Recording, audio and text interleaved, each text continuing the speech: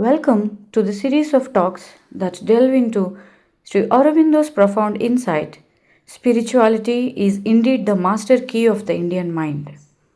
Featuring a diverse range of speakers who have extensively researched this topic, the series will explore the manifestation of spirituality across various fields of life.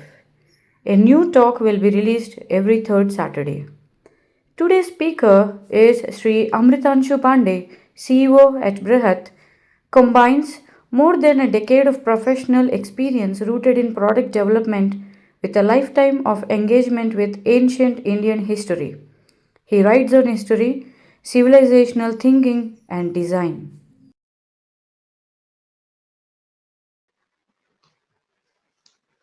Namaste. My name is Amrit. I work with a firm called Bṛhat. We're a cultural organization working in content, public policy, and leadership education. I will come to our own introduction towards the end of this session. But we are here today to discuss spirituality, the master key of the Indian mind. Now, Socrates is said to have said that wisdom begins with the definition of terms. And so when we talk about something like spirituality, we must first ask ourselves, what does spirituality mean? And it is an English word. In most cases, if we want to understand what something means to the Indian mind, to the Indian consciousness, we must actually look to the Indian words for it, especially the Sanskrit words for it. And this leads us into those debates about Sanskrit non-translatables. But when we talk about spirituality, coming from the word spirit, and certainly it is true that spirit is not necessarily equal to soul, it is not necessarily equal to Atma or Atman. But in the Indian context, when we want to use this word spirituality, certainly we can say that for our purposes, we would understand spirit similar to the Atma or the Atman, which is to say that Indian spirituality deals with the ideas, the development, the purpose of the Atman, which is, of course, the self, and there are other nuances to what it actually means to the Indian mind. But certainly, spirituality or Indian spirituality is an outlook, a paradigm, an approach for understanding the development, the trajectory, the evolution of Atman, the self, and at different layers, this can also be a metaphor for the spirit or the soul of a people. So Indian spirituality is not just about your Atman or my Atman. It is about the very soul, the very spirit of India itself. And by this time, of course, we are using words such as spirit, soul, Atman interchangeably. Though within the nuances of Indian philosophy, we will, of course, be told that these are very different terms, each having their own context. And then we would ask ourselves, well, what are our own words for spirituality? And we will get to that a few slides later. But to begin with, let us set the stage that when we are talking about Indian spirituality, and in this case, spirituality coming from the word spirit, we are taking it to mean soul, Atman, and spirit, all of these interchangeably. The first thing to understand that Indian spirituality, it is not simply a set of religious or traditional practices and rituals. Of course, they are a part of it. In the Indian mind, in the Indian life, all of our practices, all of our rituals are part of a larger paradigm where all of life is a yagna, is a yagya, a cosmic havan. And we will get to this idea later. But certainly it is a lot more than that as well. And so the first thing to understand about Indian spirituality is that it is not simply religious or personal practices and rituals. It is a lot more than that, as we will come to see. Secondly, what is it then? It is a fundamental approach to life itself, by which we mean that those of you who might have heard of or read the novel A Hitchhiker's Guide to the Galaxy, in that the author, Douglas Adams, gave to us a very good way to summarize the fundamental human query, in which he says that what we wish to know is the meaning of life, the universe, and everything. That is, after all, the base human curiosity, the need to know the meaning of life, the universe, and everything. Well, Indian spirituality, as a fundamental approach to life itself, is actually a way for each of us to understand or to gain some insights Respective to each of us, those insights may be different, they may be gained differently, they may give to each of us different epiphanies. But in all cases, Indian spirituality is an attempt for each of us to experience and stay with a meaning of life, the universe, and everything. And so this would include understanding our own place in reality, our own purpose in reality, what journey are we taking. And then when we extend the idea of spirituality to the nation itself, to the civilization itself, or to the species itself, the planet itself, then when we are talking about a planetary spirituality or the spirituality of humanity, we are talking about humanity's own evolution, humanity's own trajectories, and humanity's own development. In this sense, spirituality is also a fundamentally futuristic outlook, as we will come to see. It has certain claims, certain visions for the future of humanity, for the future of the individual, and for the future of the collective. So we will come to that as well. And Indian spirituality, of course, because as I said, it helps us understand the meaning of life, the universe, and everything. It seeks to understand the deepest nature of reality and consciousness. And this is something that is very key to actually understanding what is unique, what is special, what is exceptional about Indian spirituality. Because when you look at the frontiers of modern science, when you look at what theoretical physicists on one side, evolutionary biologists on other side are all saying, they're all saying that the final frontier is actually the frontier of consciousness, which is to say that tomorrow we may become a multi-planetary species. Day after tomorrow, we may spread across our solar system. Some years from then, we might have become a species, like in the imaginations of science fiction novels. We might have become a species that has spread to many, many different planets and stars.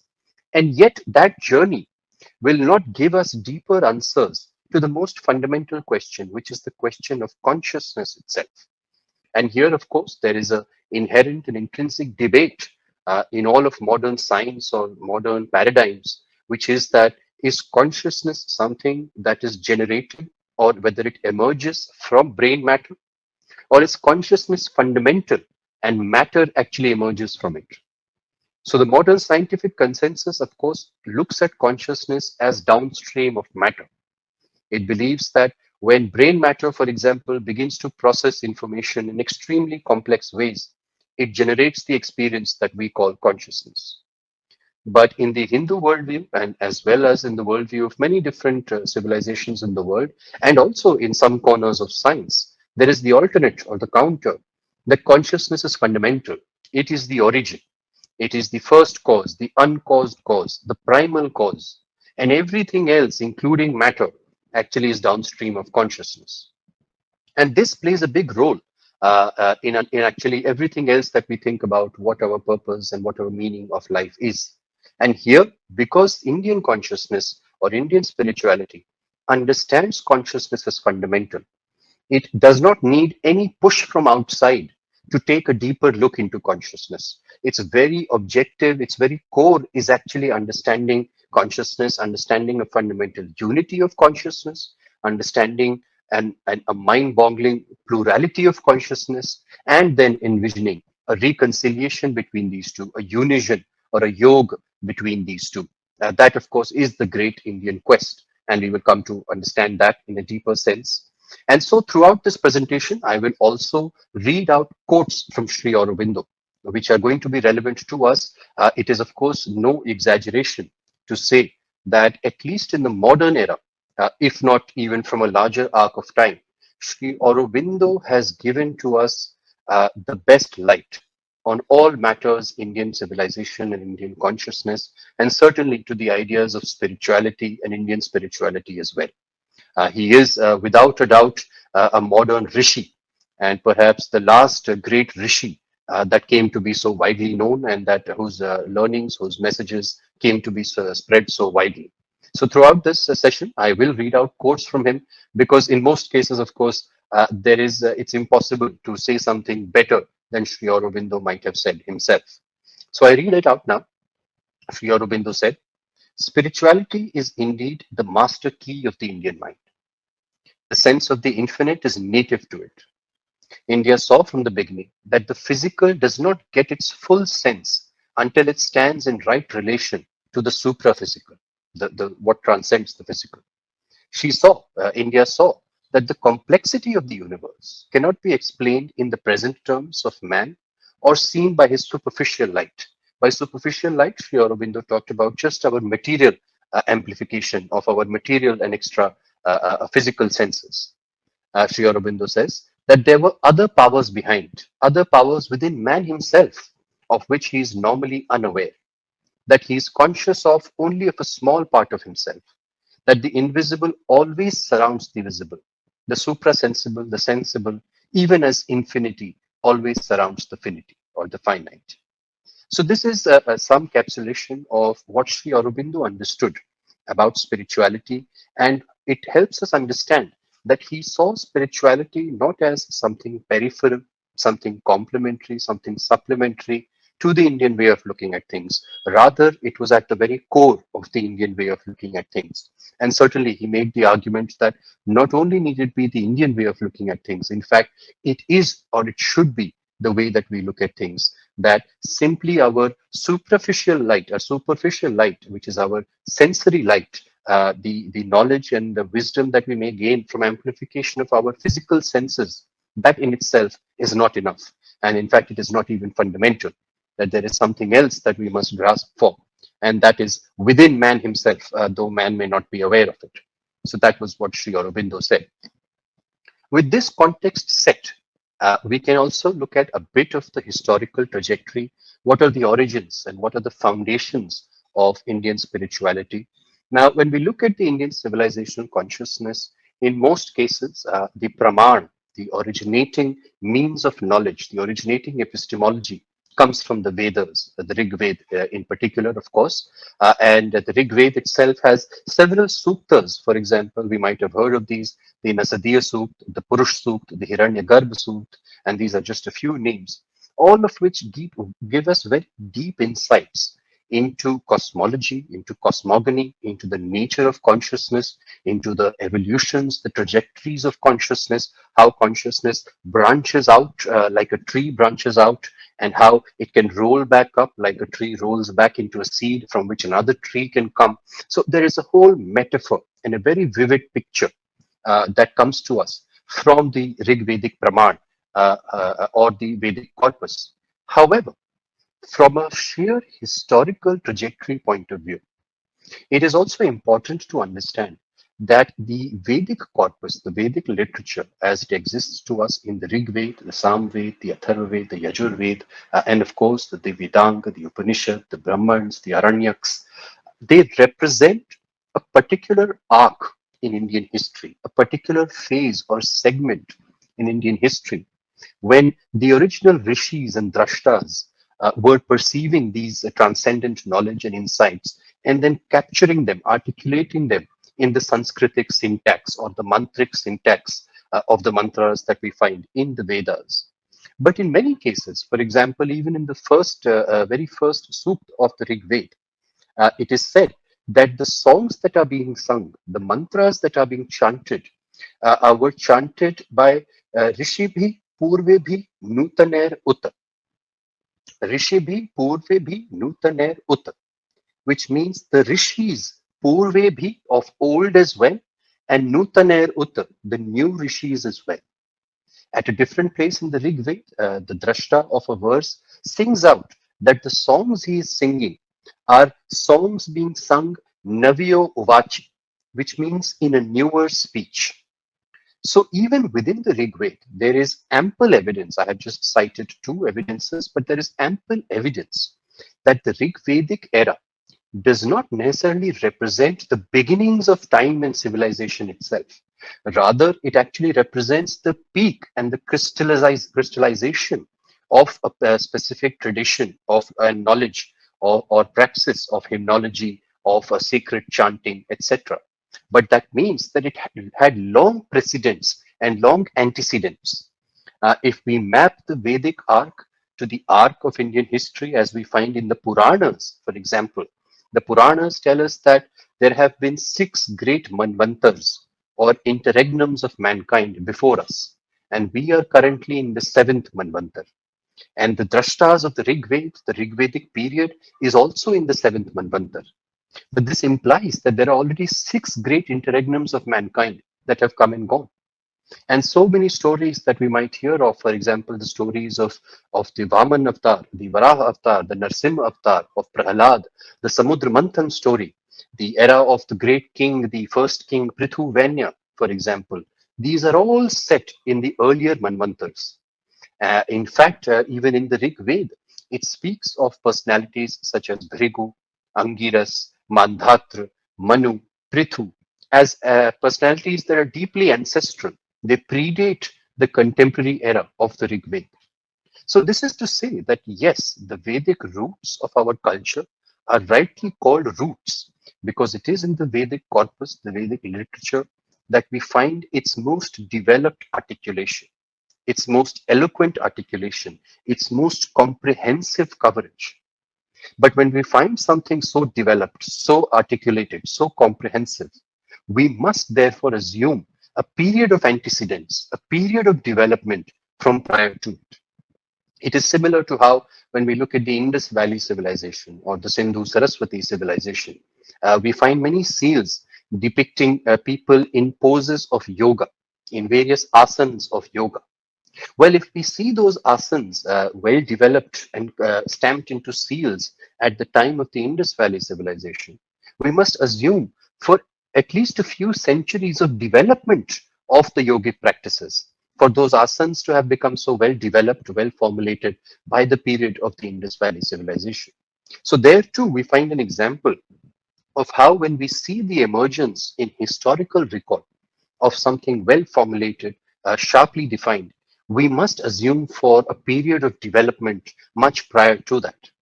And the more complex that matter is, the more comprehensive, well developed that matter is, the longer, presumably, those antecedent periods might have been. In any case, even from traditional point of view, the Vedas, the Vedic knowledge are called Anadi and Aparushaya, which is to say without a beginning and without a human creator. The Vedas sprung from the mouth of Brahma.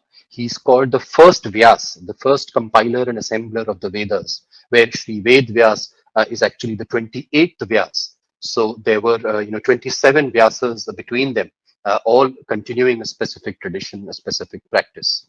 So that is important to understand when we think of the origins and foundations, not just of Indian spirituality, but actually of Indian civilization itself, that it has long origins, deeply old origins, deeply archaic origins. In each case, we may not necessarily have to even prove the archaeological record of it. But when we see cave paintings in India 30,000 years ago, 40,000 years ago, when we find figurines of the mother goddess in archaeology made 9,000 years ago, 10,000 years ago, we must ask that is our temptation to look at them as anthropologists would to dissect it, to rather not find in that Devi worship, but just evidence of fertility cult, for example, to find only cattle cult, for example, the way modern anthropology dissects and tortures indigenous cultures. Or rather, when we look at it from the Indian point of view, these are all evidences of the emergence and the development of an organic Indian consciousness. And that organic Indian consciousness, as we will see, is deeply embedded with the ideas of spirituality. Where we have understood spirituality in a certain context, we will, of course, look at it deeper as well. All of this, of course, is also an approach towards philosophical questioning.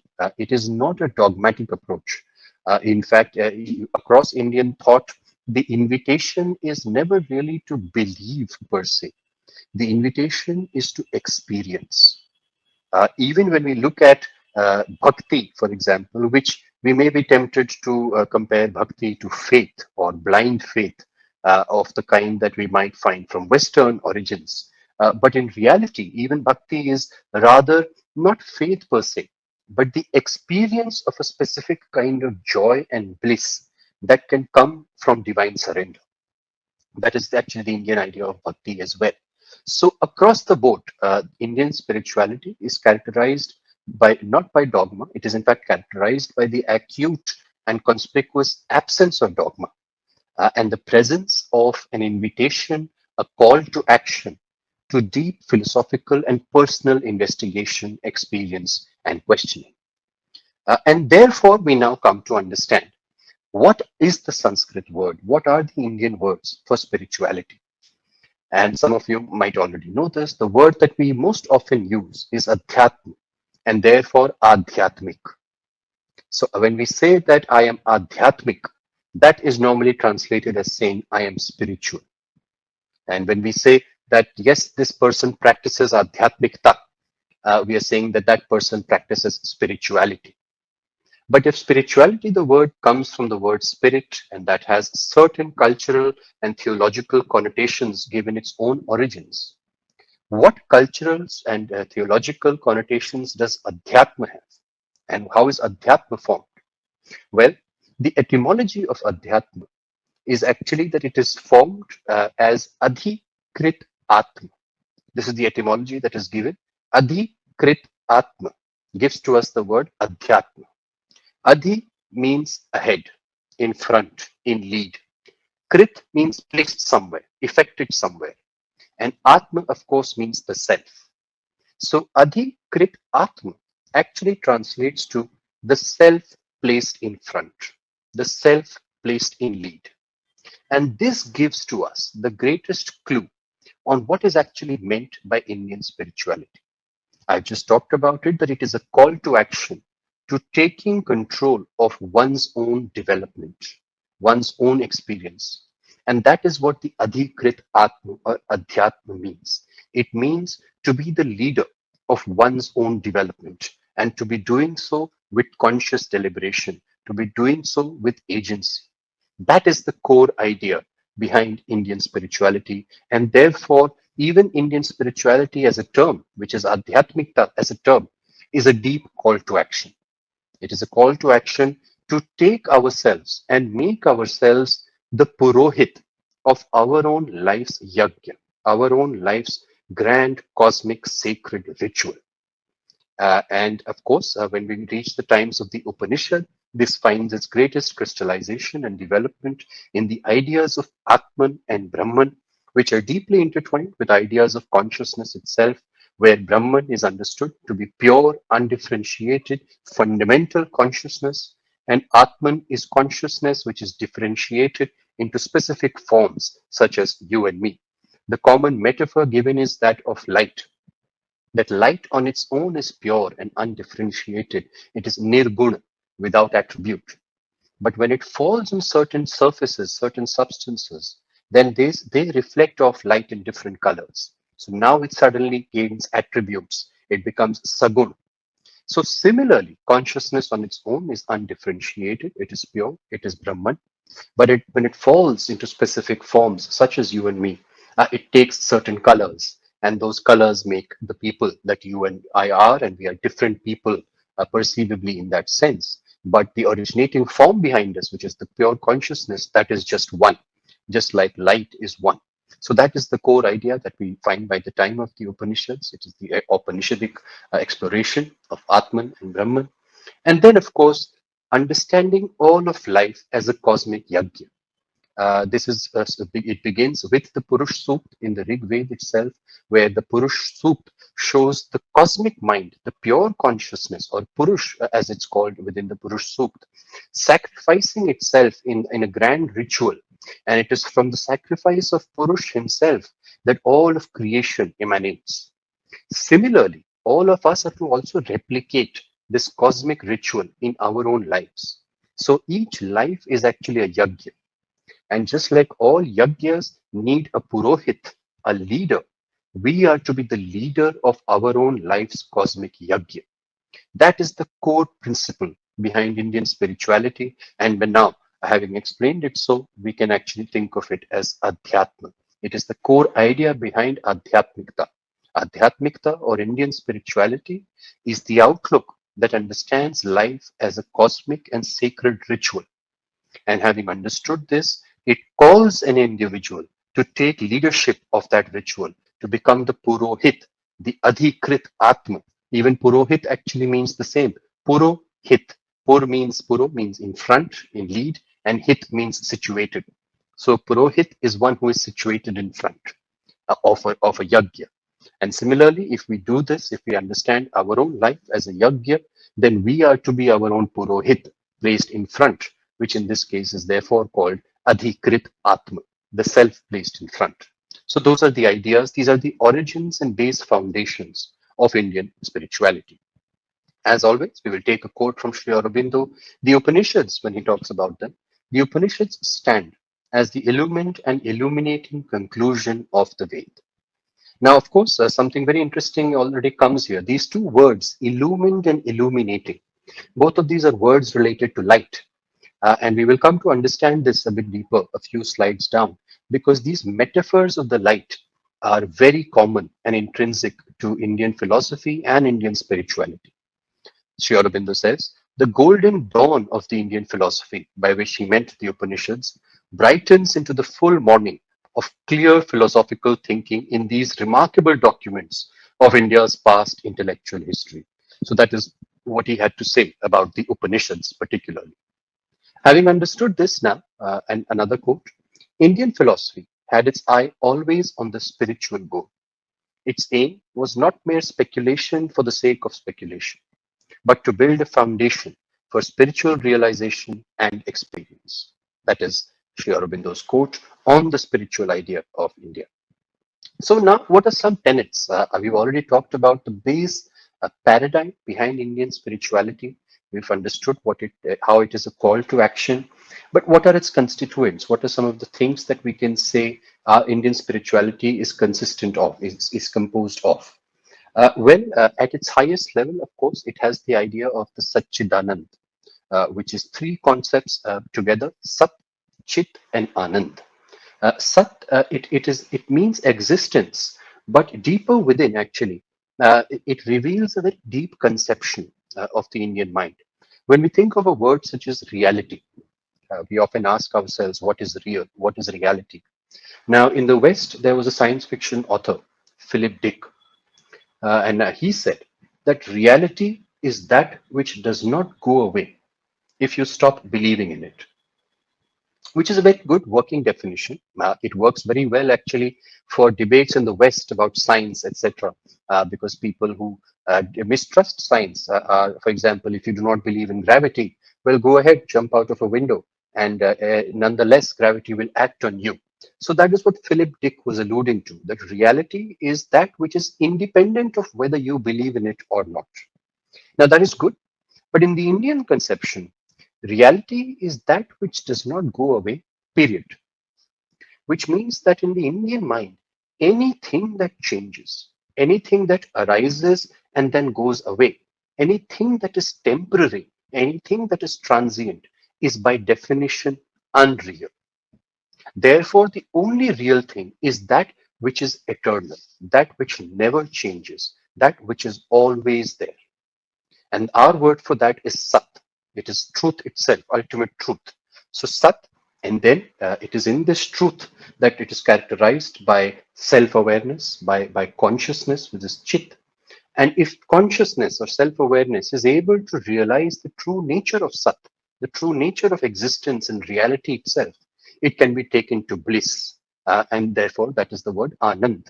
Now, Anand itself actually has a very interesting etymology. We commonly use the word Anand for bliss, for joy, for happiness, for contentment. But why do we do so? Why does Anand mean bliss, joy, happiness, contentment?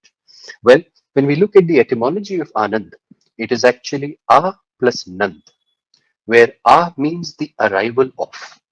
And what does Nand mean? Nand also means two words actually. It means Na plus And, where and means shackles, and means bondage. And means, the metal that we would put around the legs of a cattle to prevent them from straying away. So it is anything that bonds you, that shackles you, that is and. And na and means the removal of those. Na and means without those bondages. So anand then means the arrival of that state which is without bondage, which is without shackling. And this indeed is the ultimate goal of Indian spirituality. It is to take us to a state where we are unshackled, where we are liberated, where we are without bondage. That is what Anand literally means. But because it would take us to freedom from bondage, because it would liberate us, it is in fact the purest form of happiness. It is the purest form of bliss. Therefore, we use the word Anand to mean bliss. So, Satchit Anand is a very crystallized essence of the goal of Indian spirituality. The goal of Indian spirituality is to take and is to give to Chit or consciousness a true realization of Sat, of truth. And in doing so, unshackle consciousness and take it to bliss, to Anand. So that is one core tenet. Also related to this are the ideas of Maya and Leela. So if we say that our original state is of bondage, of being shackled, then what are we being bonded by? What are we being shackled by? We're actually being bonded by a sense of illusion. There is an illusion that is cast around us, and our consciousness is not, in fact, in its natural state, in a position to realize or perceive Sat on its own. Our consciousness has to be cleansed. Our consciousness has to be prepared. It has to take certain steps such that it frees itself from illusion or Maya and therefore comes into a position to perceive Sat or truth. Therefore, that is the goal of Indian spirituality. When we say that Adhikrit Atma, why should I place myself in front? Towards what goal? Well, the goal is to free myself from the illusion of Maya and therefore arrive at the highest state of Satchitanand. Related to this, of course, is also the idea of Leela, where the idea of Maya in the Indian mind is not necessarily an idea of deception. It is not an idea of dishonesty. Yes, there is an illusion cast around us, but that illusion is cast even when we watch a play, for example, when we watch movies. In that context, we use the word suspension of disbelief, which is to say that when you watch a play, when you watch a movie, you are predisposed yourself into a state of mind where you will not necessarily disbelieve everything that is there. There are some things you will agree to believe in order to experience the pleasure of watching that play or watching that movie. So Maya is something like that. And in fact, all of it is just divine play. That is the idea, which is the idea of Leela. Then how do we pursue ourselves through this? Because it is a divine play, actually our task becomes simpler.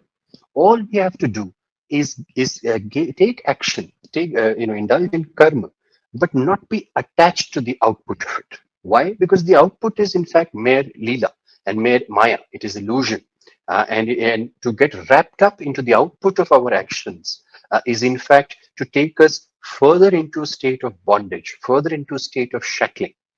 Rather, if we want to be unshackled, to be truly liberated, is to actually be liberated from the worry about one's own actions, from the worry about the results, the rewards of one's own actions. Now, these are, of course, very high ideals. It is all easier said than done. But Sri Aurobindo also told us that the spiritual path no one has promised this to be an easy path. It is an arduous path, and each of us have to climb above and beyond the limitations and the prohibitions that our own karmic paths might have brought into our lives.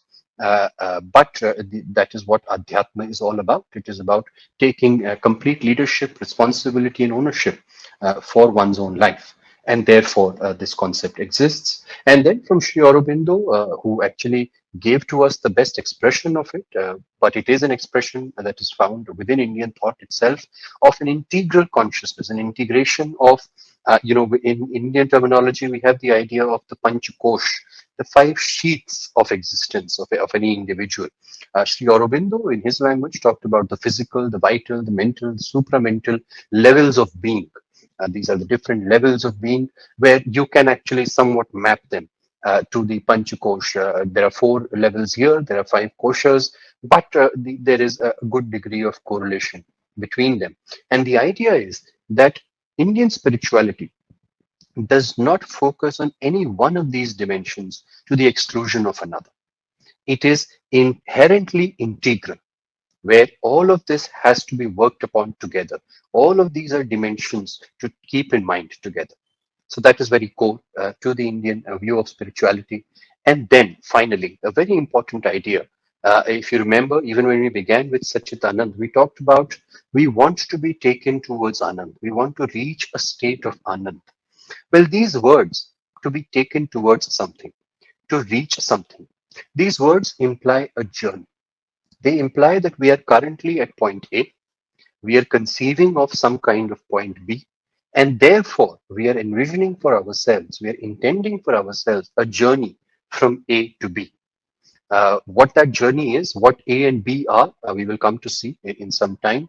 But that journey is very important and it characterizes the Indian purpose of spirituality, the purpose of placing oneself in front of one's own cosmic yagya. So that is the evolution of consciousness. And of course, it is not just the evolution of your consciousness or my consciousness, but within Sri Aurobindo's framing, it becomes an evolution of the species consciousness itself. Our species is in a position to one day together ascend to a higher state, let us call it. And that itself is part of a larger journey that consciousness has been on from perhaps the beginnings of time itself, where at least on our planet, for example, from the first unicellular organism that was conscious only of light or nutrients in its chemical pool, to each of us who are conscious of so much and rate our conscious experience very highly and consider it to be extremely complex. So that is the idea of the evolution of consciousness. These are some of the primary tenets that characterize Indian spirituality. There are, of course, more principles as well, but these give us a good sense of what is essential, what is core, what is fundamental to Indian spirituality. And Sri Aurobindo said, spirituality is not high intellectuality. It is not idealism, not an ethical turn of mind or moral purity or austerity. It is not religiosity or an ardent and exalted emotional fervor. It is not even a compound of all these excellent things. Spirituality is in its essence an awakening to the inner reality of our being, to a spirit, self, soul, which is other than our mind, life, and body. That is what spirituality is. So here too, Sri Aurobindo is talking about transcending some of the superficial, some of the surface level perceptions that we may consider spirituality to be. We may think that spirituality consists of right action. We may think that it consists of a kind of moral purity of conduct. We may think that it means, a control over our emotions. We may think it means high level intellectualizations. It could mean all of these, but it is not actually. In reality, it is the awakening of a mind. And if we say use the word awakening, then obviously we are talking about being in some kind of sleep state prior. And when we are awakened, then we are fully alert, then we are fully conscious. So here too, there is an idea of a kind of transcending of Maya, of illusion, of dream, and truly waking up and comprehending truth or Sat for what it is. And that then would actually bring to us a true spiritual awakening, a true spiritual evolution or success for that matter. Now, all of this also points to a chief characteristic of the Indian civilization. It is a civilization of light. So remember how we looked at some quotes by Sri Aurobindo using the words illumined and illuminated. These are words related to light. So what does this mean? And why are we saying that Indian civilization is a civilization of light? Well, first, and this is something that, of course, Sri Aurobindo talks about very well in his work, The Secret of the Ved. Light, and therefore Agni itself in Indian thought, is actually an ultimate metaphor. What is it a metaphor for? It is a metaphor for our own consciousness. How? So look at Agni, physical Agni. Well, physical Agni, it rises from the earth and it ascends, so to speak, the sky above. So in the Rig Veda, Agni is called the Rodasi or connector. Why? Because it connects Prithvi and Dyos, Dyos being the sky, Prithvi being the earth. And so Agni rises from Prithvi and goes up to Dyos above. And so therefore it brings a yog or a union, a connection between Prithvi and sky, between earth and sky. Similarly, our own consciousness is like an Agni within us. It is like a flame within us, which when it burns, it has the potential to ascend us from our own Prithvi, which is our physical body, and take us to the transcendent, which you can call it Brahman, you can call it Purush, you can call it Prakriti or Shakti. There are many terms that Indian mind has used for that transcendent, for the consciousness, sky of consciousness above us somewhere. But that is what our own consciousness has become. It is metaphorized as Agni, as a flame of consciousness. And just like Agni spreads light, in spreading light, it removes darkness. Similarly, our own consciousness can also illumine, can also become illuminated, and therefore remove darkness, dispel darkness in us and with those around us as well, if our spiritual pursuit is true enough.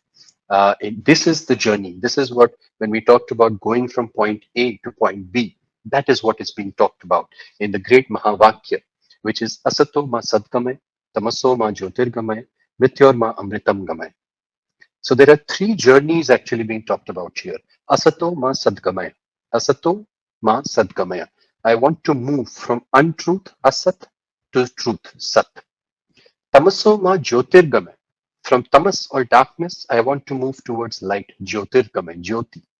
And mrityor ma amritam gamaya. From mrityu or death, I want to move towards amrit or deathlessness, the end of death itself. So these are points A. Points A are untruth, darkness, death, and points B are truth, light, and deathlessness. This is the journey that Indian spirituality conceives for itself. This is what we want to be doing. We want to be moving from point A to B. And in each of these cases, therefore, we have analyzed it such that untruth is equal to darkness, it is equal to death, and truth, it is equal to light, it is equal to immortality itself. So this is one way to understand why we are a civilization of light, where light for us has always been about agni, it's always been about consciousness itself, it's been about dispelling ignorance. And mind you, ignorance is not just ignorant in the surface level of what that word means in English, but ignorance even about the nature of reality. So as long as we are perceiving the Maya and not being able to cut through Maya to perceive Sat itself, we are living in an ignorant state. And therefore, to perceive Maya for what it is and to be able to see the Sat beyond it is a movement towards light. It is a movement that dispels ignorance and brings us closer to the truth. Right. So that's why we are a civilization of light. Anecdotally, a good example of this comes from Rigvedic rishis. So in the Rig Veda, we have the rishis named Dirghatama, and we have another rishis named called Gautam.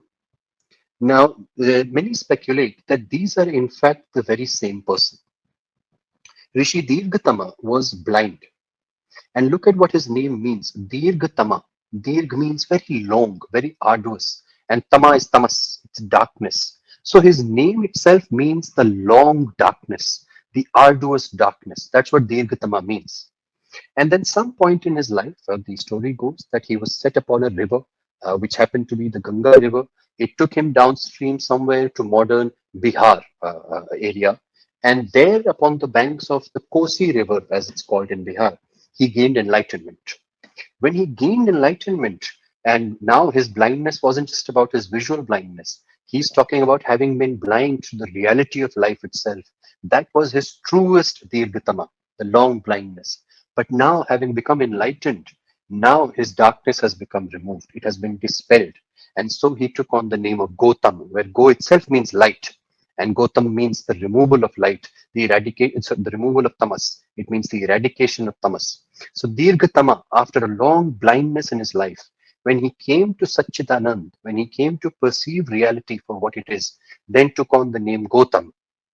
And this it might be an anecdote here, but it gives to us a very good representation of how even our ancient thinkers, the founding fathers in some way of Indian spirituality, understood light itself, understood their relation to light, how they took light as an ultimate metaphor.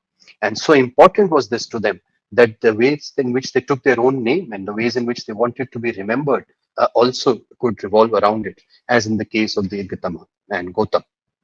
So Sri Aurobindo says, the ancient Indian mind recognized that the individual being and the cosmos are one in their deepest reality. And in their relations, life and mind, the human soul is moving towards the discovery of its unity with the transcendent and the universal. So here you can see all those words, all those metaphors coming back. We have the idea of unity, which is yog, agni, rodasi, the connection between Prithvi and Dios. You have the idea of soul moving towards discovery. That is the movement from asato masadgame. It's the movement from untruth to truth, towards discovery, towards true realization, towards satchit, which would therefore bring us anand of unity, universal and transcendent. So all these metaphors that we have been using, Sri Aurobindo, of course, captures them in crisp, tight sentences that we can then quote to our benefit. So that is what he says about this idea. So now when we look deeper into Sri Aurobindo's idea of spirituality, it of course draws from the eternal wisdom of Sanatan Dharma, but he gave to us new metaphors, new words, a new vocabulary to also talk about it. And in many ways, he actually revealed it, because arguably a lot of this was lost from public consciousness. But now, through his works and through a deeper study of his works, of course, a deeper study of his works, if done at the feet of a master, far more efficacious. But in all cases, we can actually get some sense back thanks to his own works. So, number one, to him, India's spirituality gave to it a unique perspective, which was the integration of matter and spirit. So, when we say integration, we're talking about that great unity. Prithvi is matter, it is bhumi, it is land. Dios is sky, it is transcendent, it is ineffable in a way. And so it is the integration between them that true spirituality chases, and that is what India's spirituality has been about. We can use various metaphors for it. The same metaphor is the metaphor of Atman and Brahman, for example. He said that the vision of spirituality, it does not reject the world, but rather seeks to transform it. So we will come to this idea later as well. One of the misconceptions about Indian spirituality is that Indian spirituality is so inward looking that it is almost akin to a kind of resignation from worldly affairs. There are these apocryphal stories which actually are not found rooted in any kind of truth, any kind of verification of how, when the Greeks first visited India, Alexander met some Indian philosopher. And apparently, Alexander said to the Indian philosopher that I am trying to conquer the world. And the Indian philosopher said, well, I am trying to experience nothingness. And Alexander was, deeply amused by this idea, because for him, it was all about the external. To an extent, even Swami Vivekananda did make this kind of binary, that while the Indian mind has turned inwards, the Western mind has turned outwards. There may be some truth to these as characterizing us on different ends of a pole, but certainly the Indian turning of the mind inwards has in no way represented a rejection of the world itself. And this is why it's also important how we mentioned that Maya as an illusion, it does not necessarily mean something so deceptive and dishonest. Maya is also Leela, it is also play. And the very purpose of being born in these human lives is actually to experience that play, to experience the many rasas or emotions or bhavas of the human life or other life forms as well. So, Indian vision of spirituality, Sri Aurobindo reminds us, it does not reject the world. Rather, it seeks to transform it. And that is the great transformation of the species itself, so that it ascends to a higher level of consciousness. And therefore, it is not an escape from the world, but a transformation of it through spiritual consciousness. That is Sri Aurobindo's description of it. And he also believed that it was India's greatest strength and gift to humanity. So, how Indian spirituality can help the world and the future, we will come to that in a bit. But this was certainly Sri Aurobindo's belief as well. And he said that the affirmation of a divine life upon earth and an immortal sense in mortal existence can have no base unless we recognize not only eternal spirit as the inhabitant of this bodily mansion, but accept matter of which it is made as a fit and noble material out of which he constantly weaves his garbs, builds recurrently the unending series of his mansions. So, in Sri Aurobindo's language, this is still talking about that same idea. The bodily mansion, the eternal spirit, and a recurrent ending a series of these bodily mansions. That's the journey we are on. And of course, the Indian idea is to eventually transcend that journey. So that is what Sri Aurobindo's spirituality is characterized by. Some bit also on spirituality and how to understand it in the context of Indian knowledge systems, or IKS, because it is very important to understand that this Indian conception of spirituality and essentially that Indian journey that we've talked about of point A to point B, that journey permeates all aspects of Indian thought. There is no aspect of Indian thought, Indian praxis, Indian tradition that is not somehow or the other embedded with that higher aspiration, with that higher goal of a kind of transcending, of a kind of rising above, of a kind of ascent, if not of consciousness, then of spirit, then of soul, then of Atma itself. And this permeates even what we may call or characterize as the Indian knowledge systems. So, for example, in astronomy, mathematics, medicine, all other sciences, they all actually developed as expressions of Indian spirituality. There is no abstract science in Indian thought. And in fact, all great Indian thinkers, all great Indian scientists of the ancient era were first and foremost adhyatmic practitioners. They were sadhaks, they were upasaks, they were people living out a certain praxis in their own lives. And this hits to the fact that in Indian spirituality, the focus is on experience. It is not on any kind of intellectualization or dogmatism.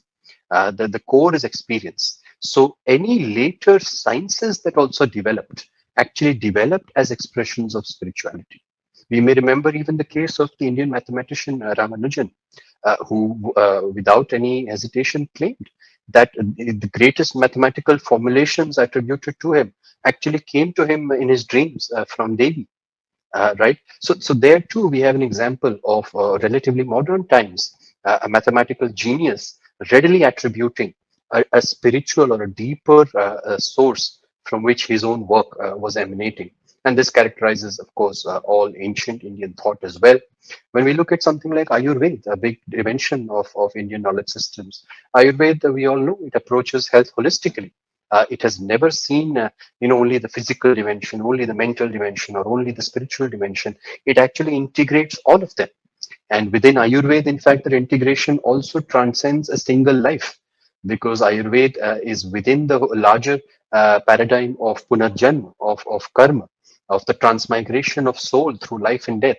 So in Ayurveda, there is also an idea of understanding the karmic past of a person, and using that in computing the steps towards their current well-being. So here too, there is a deeper spiritual dimension that permeates Indian medical sciences or health sciences, as we may call it. There is the example of Bhartrhari, the great grammarian, to whom language itself could actually become a spiritual pursuit, where through the pursuit of language and grammar and through a deeper relationship with language and grammar and a study of language and grammar, one could actually be united with Brahman itself. And so for him, it was a way to understand the relationship between consciousness and reality. There too, the spiritual core is very strong. And when we look at all other darshans, actually, they all possess the ultimate aim of arriving at valid knowledge that could lead to liberation. This is the stated aim of all primary darshans of Indian knowledge systems, whether we look at Sankhya, whether we look at Vedanta, of course, and all of them. The ultimate aim is using correct knowledge, and through this correct knowledge to be led to liberation. So once again, the correct knowledge is actually the idea of asatoma sadgamaya, moving from untruth to truth. That is what arriving at valid knowledge means. And doing so, in any case, will lead us, number one, away from darkness towards the light. And number two, it will lead us towards deathlessness, towards Satchit Anand. Anand, we have understood how that word actually means liberation and emancipation in a very etymological sense. So these are the ways in which Indian spirituality actually permeates even what we may call the Indian knowledge systems, which may on the face of it be more material sciences, be more worldly sciences, but they are all connected to the common core of the spiritual pursuit of consciousness. And this is found even in the Indian aesthetic theory, which sees art as a means of evoking rasa that provides a taste of the transcendent experience. So, and in fact, about this, Sri Aurobindo also said that the affirmation of a divine life upon earth and an immortal sense, immortal existence, can have no base unless we recognize not only eternal spirit as the inhabitant of this bodily mansion, but I'm sorry, I think I have repeated this quote here. I've also already shown this quote actually on the previous slide. I apologize for that. So I will move on. Now, when we talk also about spirituality and daily life in India, We've seen how it, of course, characterizes all the higher thought of Indian mind. It characterizes the pursuit, the very purpose of a lot of the Indian knowledge systems. But it is not something necessarily very distant or highbrow from the daily Indian life. Indian spirituality is not just found in the mantras of the rishis or the ruminations of the Upanishads and the philosophers. It is actually found in the lived experiences, the daily conduct of its people. There is number one, the idea of swadharma, which actually means the spiritual principles that are meant to be applied to ordinary life situations. And we find examples of this of spiritual orientation permeating all aspects of Indian life. Look at the idea of Atiti Devo Bhava. Look at the idea of Annam is Brahmam. Look at the idea of Vidya being looked at as a Devi. So Indian life actually sacralizes and spiritualizes all aspects of life. Everything becomes an offering to the cosmic yagya. Everything becomes an offering to one's own yagya. And this is how spiritual consciousness actually permeates every moment of our lives. All of our rituals are defined with that sense. So this is how it's there in daily life. Then look at the idea of the Purushartha design. The design of Purusharth is, of course, a design, even when we look at it at a surface level. It is a design, number one, that understands some natural proclivities, temptations, or inclinations of the human existence, which is the inclinations of earth and Ka. We are naturally predisposed to want for wealth, to want for status, to want for pleasure, to have desire for various things. And this is unnatural. There is nothing unnatural about it. There is no morality in Indian thoughts, dismissal of these tendencies in us. But the design is that number one, they must be bookended by dharma on one side and by moksha on the other side. Dharma on one side means that even our pursuit of artha and kam needs to have a fundamental wisdom, a fundamental ethicality. And moksha, on the other end, means that this pursuit cannot be some kind of, unending decadence, unending hedonism. It has to even then take us towards a higher pursuit. Again, it's that journey from A to B that permeates Indian spirituality. That even our indulgence in earth, even our indulgence in calm, which are fair because this is part of divine Leela, this is part of the play of life, and we are also here to play in this life. But that should not delude us such that we are, number one, taken away from a deeper ethics and wisdom, and number two, we are distracted from a higher purpose that eventually we must be led towards, which is that purpose of moksha. So the Purusharth design itself is actually a deeply spiritual design. It's a design where we understand that what our own conditions are, what the human condition is, and how to uh, regulate and calibrate the human condition so as to optimize for life in the here and then life in the beyond. That's the Purushartha design. And similarly, even the ashram design of brahmacharya, grihastha, vanaprastha, sannyas. So much of the problems we see in the world today are actually because we have failed to recognize that different ages, humans at different age groups or at different age bands have certain different proclivities, certain different ways of thinking, certain different needs, and what society also needs from its young ones, from its householders and families and communities, from its leaders, from its elderly people, from their wisdom. These are all different things. And when we talk about the spiritual ascension of a society itself, along with the personal fulfillment of all individuals within it, this is where the ashram design comes into play. So these are the ways in which the idea of that spiritual journey and the idea of Indian spirituality is not just an idea of the rishis and the philosophers and the drashtas. It's an idea of every single human being that they can participate in, and it has the design for them to be enabled in this participation. Sri Aurobindo said that the ancient Indian culture recognized the claims of both the human and the divine elements in our being and strove to reconcile them in a large and wise synthesis, right? So this brings us then to a modern context of spirituality. And in the modern context, especially of Indian spirituality, number one, it is frequently mischaracterized, right? It is shown to us as otherworldly, mystical, impractical, but these are misconceptions. It is a misconception that spirituality is something that can only be practiced in a cave or in deep meditations. Once we understand all of life as a cosmic yajna, our own life as a cosmic yajna, and the imperative for us to be in leadership of this yajna, the Adhikrit Atma, then we would understand that actually everything that we do is a spiritual act. Where now by spiritual, we're truly understanding it as adhyatmic, as the Indians meant it. When we understand it that way, Indian spirituality is daily life itself. It is not just meditations or deeper sadhanas or upasanas. Those are, of course, the higher reaches of it. And those are the higher levels of those which any of us can pursue.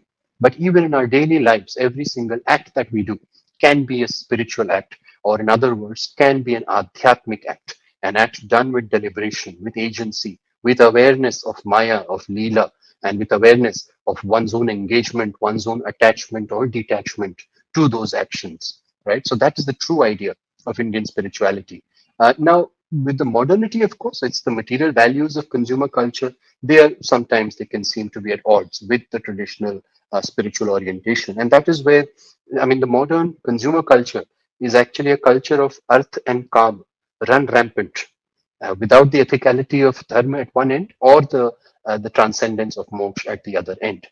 But it is only with the Indian spirituality that you actually get an integration of these in such a way that no human need feel guilty for wanting these pursuits as well, but no human becomes a slave to those pursuits and becomes bonded and shackled by those pursuits, which is in fact the modern condition.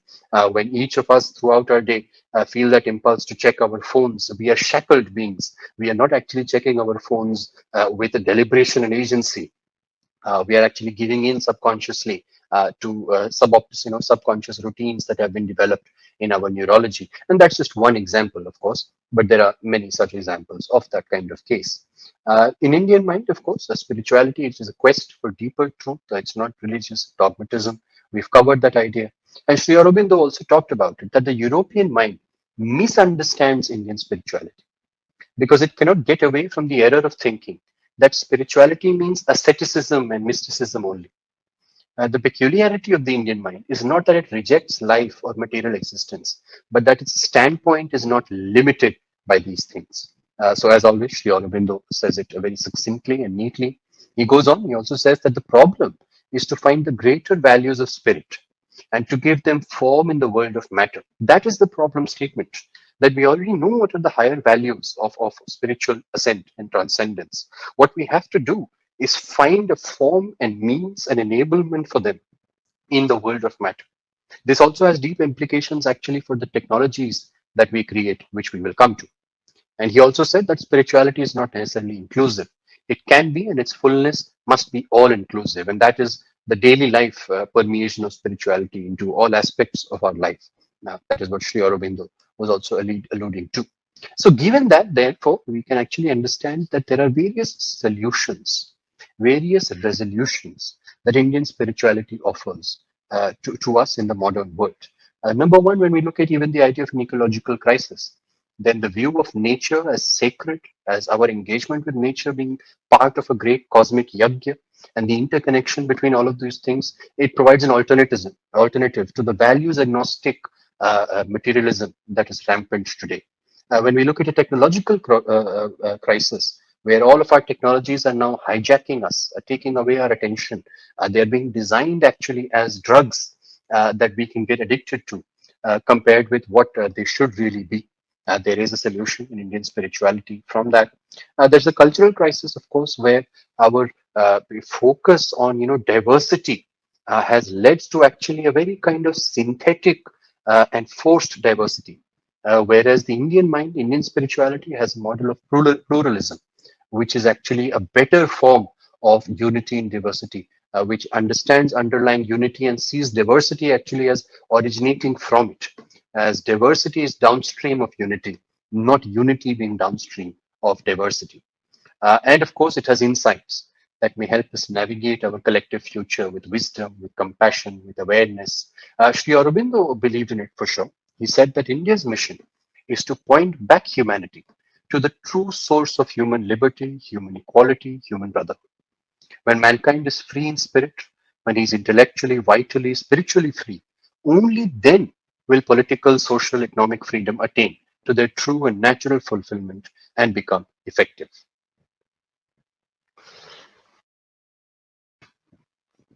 So here too, this is what Sri Aurobindo meant actually by saying that the higher values of spirituality, we must find a way to manifest their form in the material world, right? So only when we are able to be free in spirit, intellectually, vitally, spiritually free, then we can bring to the material world, our political world, our social and economic world, a same kind of liberation and compass for the truth. Right. So in environmental ethics, our spiritual view of nature is sacred. It can inform sustainable development goals. In terms of education, of course, Sri Aurobindo talked about that a lot, but approaches that integrate intellectual, emotional, physical, vital, spiritual development in mindfulness and mental health, in a global dialogue towards pluralistic faith in true sense, not the kind of interfaith tolerance that we see today, where tolerance is actually a very negative word if you think about it. What does it mean to say that I tolerate your presence? I don't think that's too much of a compliment. True pluralism is actually the need of the hour. And in terms of technological ethics, which we will come to. So the whole basis of Indian life, in Sri Aurobindo's words, has been spiritual, inward. And the outward activities of politics, society, economics are important to the Indian mind as expressions of the spirit, or as providing a proper field and body for the spirit to fulfill itself in outward life. So if outward life is a Leela, it is a Maya, and we do come here for some kind of experience and fulfillment, but to maximize that experience and fulfillment, to optimize that experience and fulfillment, it is actually higher values of spirituality that we must draw and derive from.